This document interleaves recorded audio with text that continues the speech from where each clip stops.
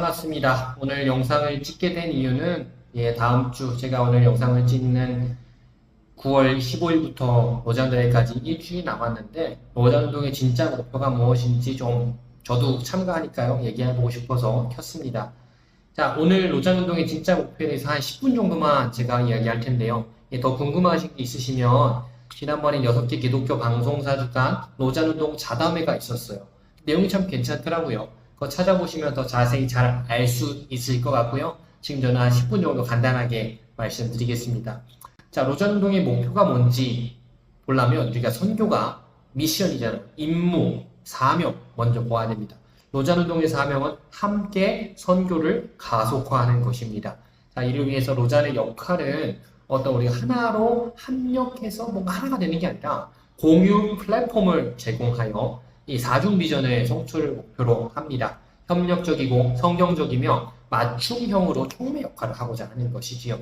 사중 비전이 뭐냐? 첫째, 모든 사람을 위한 복음. 둘째, 모든 사람과 지역을 위해 제자 삼는 교회. 셋째, 모든 교회와 사회 부문을 위한 그리스도를 닮은 지도자. 넷째, 사회의 모든 영역에서 하나님 나라의 영향력입니다.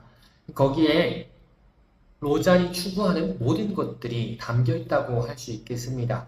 그래서 이것이 어떻게 드러나 있냐? 로잔운동의 역사를 살펴볼 수 있는데요.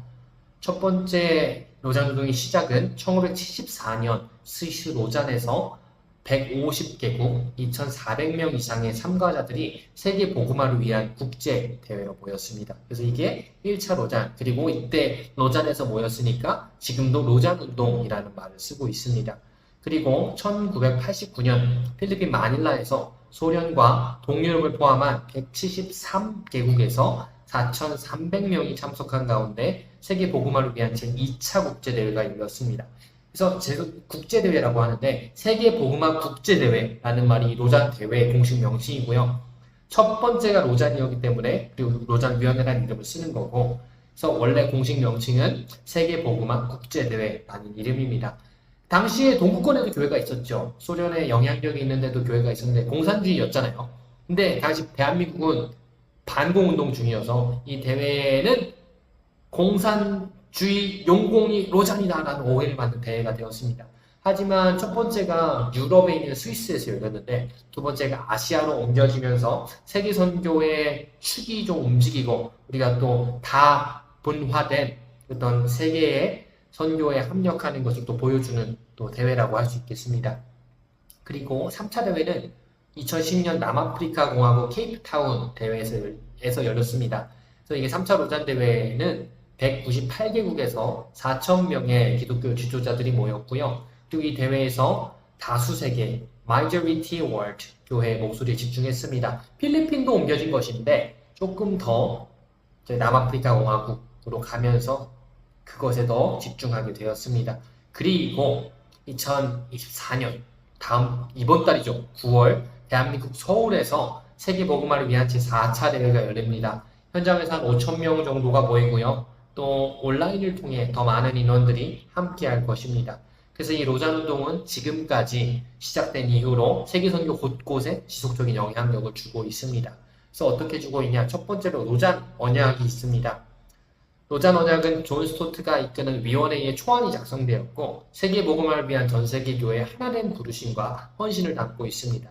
그래서 1974년 대회에 발표되고 서명되었으며 복음주의자들이 하나님의 백성으로서 세상의 비전과 또 사명을 이루도록 연결하고자 하는 그 문서의 내용을 담고 있습니다. 그리고 이 문서는 현대 복음주의에서 가장 영향력 있는 문서들 중에 하나로 여겨지고 있습니다. 첫 번째, 케이프타운 서약입니다. 물론 두 번째 대회였던 필리핀 마닐라에서 마닐라 매니페스토라는 것도 나왔는데 이게 케이프타운 서약, 책으로 저번에 나왔는데 로잔 운동의 안내자 역할을 하고 있습니다. 세계 교회를 위한 성경적 신념을 제시합니다. 왜 성경적이라고 하냐? 저는 성경적이라는 말 솔직히 안 좋아하거든요. 성경적이라고 하면은 뭔가 어떻게 가불기잖아요. 가드 불가기 성경적이라면 거기 뭐라고 해요?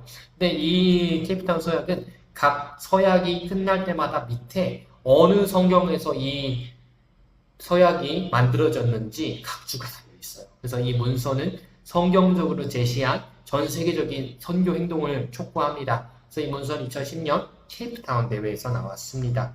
셋째, 또한 지속적인 영향력은 이슈 네트워크를 통해 이어집니다. 로잔 이슈 네트워크는 성경적 기도, 성찰, 훈련, 사역 실천에 초점을 맞춘 모임을 통해 각 그룹에서 활동하거나 관심을 갖고 있는 기독교인들과 복음주의 인플루언서를 연결하고 세계 선교를 촉진하기 위해 존재합니다. 이 인플루언서라고 하면 뭔가 팔로워가 몇만 명, 몇십만 명, 몇백만 명 돼서 영향력을 막 줘야 될 것 같은데 이게 영향력 크기만 다를 뿐 한 사람을 만난다면 한 사람에게 영향력을 주는 거예요. 그러니까 우리가 다 같이 인플루언서가 돼서 연결되고 그리고 협력해서 하나님의 선교를 촉진할 것을 목적입니다. 그래서 예술, 창조세계 돌봄, 일터 등 다양한 분야에서 하나님의 역사하심이 드러나고 있는 26개 네트워크가 있습니다. 정기적으로 모임도 가지고 있고요. 홈페이지 가면 좀 더 자세한 자료들이 있습니다. 넷째, 지역입니다. 로자는 전 세계를 12개 지역으로 나눕니다. 라틴 아메리카, 카리브해, 북미, 오세아니아, 동아시아, 동남아시아, 남아시아, 유라시아, 중동 및 북아프리카, 불어권 아프리카, 영어, 포르투갈어 및 스페인어권 아프리카, 유럽이 이 지역들입니다. 각 언어와 문화로 구분한 이 지역별로 활동을 전개하고 있고요. 지역 총무가 있으며 이들은 지원그룹과 긴밀히 협력하여 네트워크, 지역 컨설팅, 지역 간 상황화 커뮤니케이션을 통해 해당 지역의 인플루언서와 아이디어를 서로 연결하고 있습니다. 이 지역은 세계 선교를 가속화하는 목표 아래 지역별 콘텐츠와 실행 계획에 기여하고 상황화하도록 노력하고 있습니다. 그리고 다섯 번째, 제가 관심을 갖고 있는데요.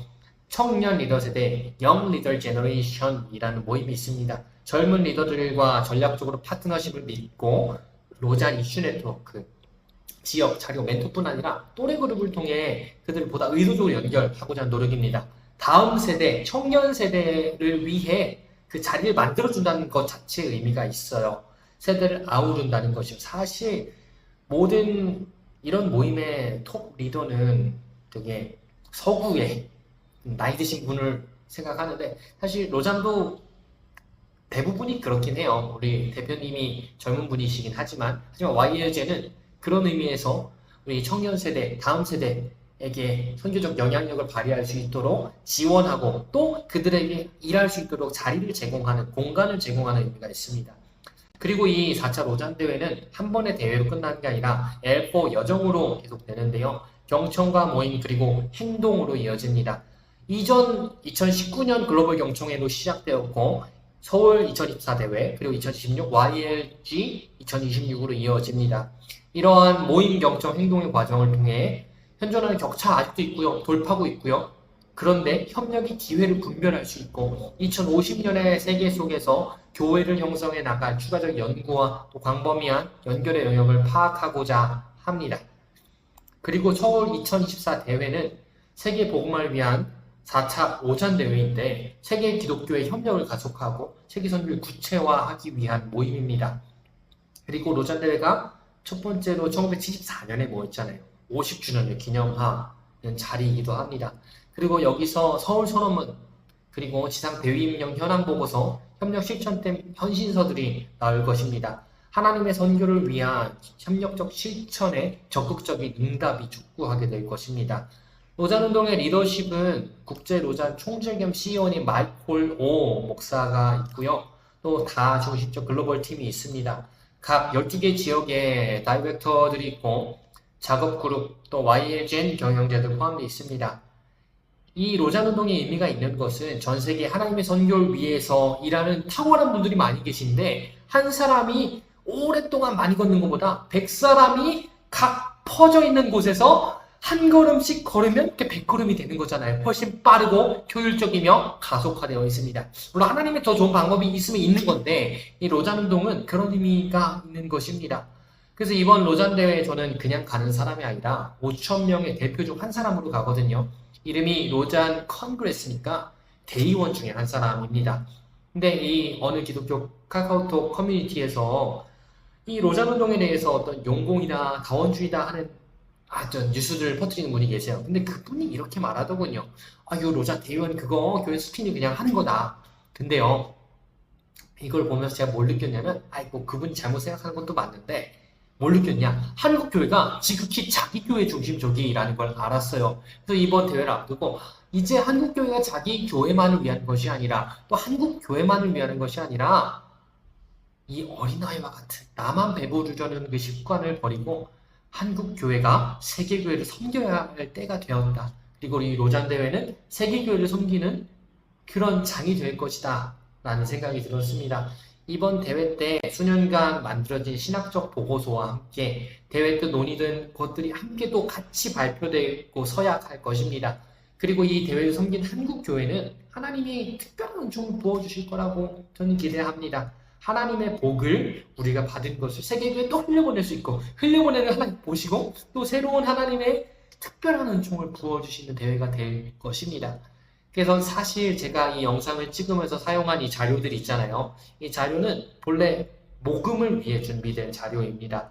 제가 로잔 대회에 참가하기 위해서 캄보디아에서 항공료도 들고요.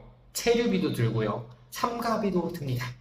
평소에도 선교 헌금 해주시는 분들 계시지만 저와 함께 이 L4의 여정에 참게 해주실 수 있는 분들께 선교 헌금을 부탁드리겠습니다.